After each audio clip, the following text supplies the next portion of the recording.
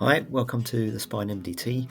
So this video is about the procedures Kyphoplasty and Vertebroplasty. Perhaps I've offered you this procedure, you're about to have it, either by myself or another surgeon, and you just want to go over it again, learn a bit more about the procedure, what it's for, what it treats, its benefits, some of its risks.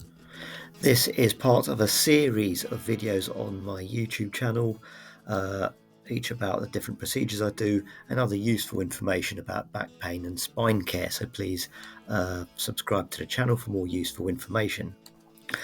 This is predominantly to treat fractures in the spine, what we call insufficiency fractures. And I suppose in my practice, the most common reason for that is patients with osteoporosis or osteopenia. Now, in human or living tissue, bone, there's a constant turnover of bone breakdown and new bone formation. And this usually happens when the new bone formation doesn't keep up with the rate of bone breakdown. And as a result, the bone itself becomes porous, has lots of holes in it, and gradually just gets weaker and weaker and therefore more brittle. And these fractures tend to happen over very trivial injuries to the spine, not exactly high impact. Sometimes even lifting something heavy can cause the fracture. This can affect people of all ages, but it's far more common as we get a bit older. The commonest subgroup are women in the post-menopausal ages, where the bone just becomes weaker. Other risk factors include certain medications, such as steroids, can weaken the bones, poor nutrition, also alcohol abuse. Chronic alcohol abuse is also associated with weaker bones. So here's what happens. This is the thoracic spine here. So these are the bones that make up the spine, the building blocks of bone called vertebrae. And notice this bone here is just collapsed and formed a sort of wedge shape. The joints of the bone and the rest of the bone tend to be okay. This is the area, commonly the vertebral body, where the fracture actually forms, and you can see it here on the MRI scan.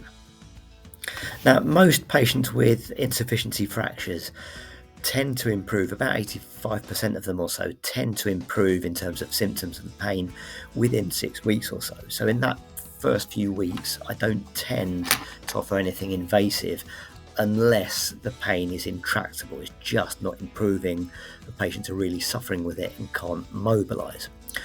Otherwise, the criteria I use for carrying out a vertebroplasty or kyphoplasty is if you've gone beyond that time frame and you're still in a lot of pain, and on your MRI scan you can still see evidence of the fracture. We've proven that we've got a fairly acute fracture on the scan. These procedures are not a cure for osteoporosis. They simply harden the bone that has fractured by putting some cement in it to harden it and prevent that specific bone from collapsing further. And as the cement sets and the fragments of bone in that compressed bit of bones, start to fuse up, start to bond together and don't move and are a bit more stable, that in effect takes the pain away. Another theory is that the mixture that you use to make the cement is a monomer and a polymer, and as they react, they create an exothermic reaction that generates a lot of heat, and that heat burns some of the nerve endings within the fractured bones, which also takes away the pain. This procedure won't prevent fractures of other bones in the spine, and therefore, in parallel to this, the osteoporosis itself should be treated with secondary prevention measures. There are various medications you can give to prevent that bone weakening, prevent the bones in your spine weakening further. There are dietary supplements you can take, such as vitamin D and calcium, that help, but other therapies involve infusions of bisphosphonates. And for that reason, at the Spine MDT, I try and involve specialists in this area. So I work with some rheumatologists who are experts in this field, and so in parallel we treat these conditions. So if you've got intractable pain, the fracture hasn't healed, the pain hasn't settled down after a few weeks, and it's just continuing to get worse, and the MRI has confirmed an insufficiency fracture, and we've decided to go ahead. It's carried out under a general anaesthetic, so you're fast asleep, you're unaware of what's happening to you, and you're laid on your front. And what we tend to do is just in the region on your back over the skin, just overlying the fracture, make two little very tiny incisions over each bone that requires the injection of the cement. Now, using x-rays or image guidance, we accurately pass these special needles into the bone that's collapsed, and then under x-ray guidance we then inject and mix the actual cement mixture itself, and I can see it as it's entering the bone, and I'm watching and observing it, making sure it's not leaking out of the bone or back into the spinal canal where the spinal cord is. It's all done under direct vision for safety. And that's what a vertebroplasty is. It's simply the injection of cement into a vertebra alone. That's a vertebroplasty. Now, a kyphoplasty is very similar, but the difference is we inflate a balloon inside the vertebral body to try and raise the bone. So here we have a wedge fracture, and this decision is kind of made by looking at the whole configuration of your spine. If you know how collapsed the bone is, how much of a kyphosis you have, that's that sort of curvature of your spine. And it's a judgment call on whether you simply do a vertebroplasty, the injection of cement, or whether we need to expand this bone and improve the alignment. So the idea with the kyphoplasty is exactly the same thing with the anaesthetic. The needle, exactly the same, is passed into the bone, but down the needle we can pass a special type of balloon, which you see here, and then inflate it.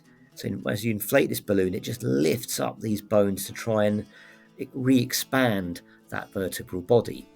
And then once the balloon's inflated and it's re-expanded, you remove it and inject the cement into that cavity and into that space. And hopefully the idea is it just maintains its height and works that way. So in terms of recovery, if you are otherwise very healthy, have very few or no other comorbidities, other medical conditions, and I've carried this procedure out first thing in the morning, some patients, for a single level, some patients can go home the same day. For the majority, I feel more comfortable keeping you in just for one night's observation, just to look out for any of the potential risks that we're going to discuss. Otherwise, I'd like you to start mobilising straight away, but not to do anything too strenuous for at least the first 48 hours or so. And thereafter try and get back into your normal routine. And remember, I said as part of the recovery period, you should be on the secondary to prevention treatment for osteoporosis as well, to prevent further fractures higher up. Generally speaking, doing some exercise, which our physiotherapists will show you, that put your bones under a little bit of stress, just helps keep them a little bit harder than they usually are when they're osteoporotic. So what are the risks of the procedure? Well, one of the risks that we're always concerned about when doing stuff in the spine and working around the spinal cord, especially with cement, is the leakage of that cement out of the body into the spinal canal. The heat from it can cause damage to the nerves, but if a lot of it comes out, the pressure can compress and damage the spinal cord and cause paralysis. It's extremely rare. In that event, we would do everything we can to complete the operation by removing the back of the bone of the spine to try and decompress the spinal cord, but paralysis, permanent paralysis, is a risk, but it's extremely rare. Now, when you've got broken bony fragments, it creates channels where some of that cement can leak into the surrounding tissues, but also into some of the veins and blood vessels, and then you can get an embolus, which is basically a blockage of a main vein into the lungs or the heart, an embolus, a pulmonary embolus, if it's in the lung, which can cause problems in rare, extremely rare situations, fatalities. If you get little blood clots in the lungs, you may have to be started on anticoagulant medication and stay on it to prevent that a blood clot building up around it and prevent it worsening.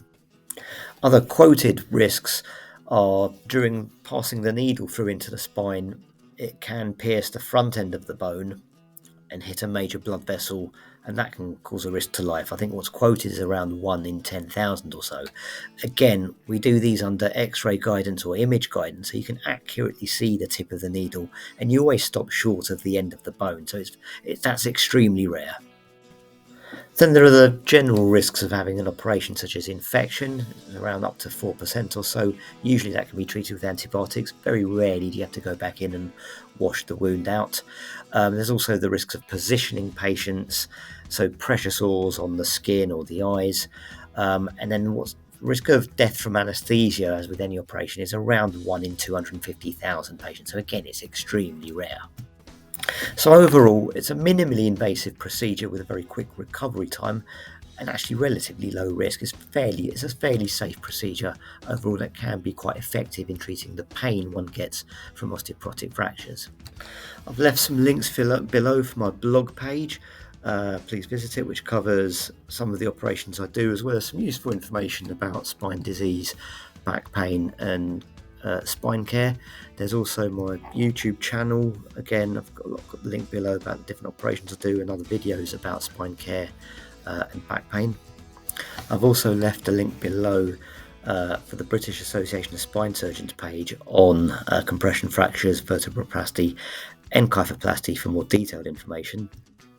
So I hope you found the video helpful. The goal of the spine MDT is to get to the diagnosis as directly as possible, work in a multidisciplinary team to find the least invasive solution that gives you the longest lasting result.